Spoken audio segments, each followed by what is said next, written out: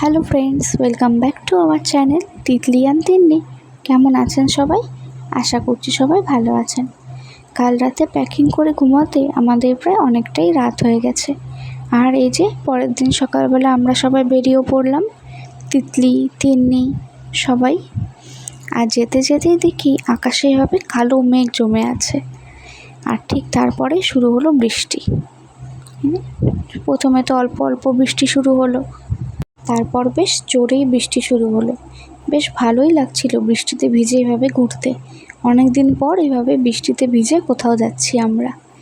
আর আমরা তো কালকে বললামই আমরা আজকে তিতলি তিন্নির ঠাম্মি বাড়ি যাচ্ছি, কেননা ওখানে বিপত্তারিণী মায়ের পুজোর আয়োজন করা হয়েছে বাড়িতে। তো আমাদেরকে তো সেখানে যেতে হবে। এই যে তিতলিও ঘুমিয়ে পড়েছে। আর এত বৃষ্টিতে ওয়েদারটাও বেশ ঠান্ডা হয়ে গেছে। কিন্তু কি আশ্চর্য, দেখুন আমরা বাড়ির সামনে পৌঁছতেই দেখি এখানে একটুও বৃষ্টি হয়নি। আর এই যে পৌঁছে গেছি আমরা। আর বাড়িতে পৌঁছেই আমরা আবার বেরিয়ে পড়লাম রথযাত্রা দেখতে। তো আজকের ভিডিওটা এ পর্যন্তই। ভিডিওটি ভালো লাগলে অবশ্যই একটি লাইক, কমেন্ট, শেয়ার করবেন। আর আমার এই ছোট্ট চ্যানেলটিকে একটি সাবস্ক্রাইব করবেন।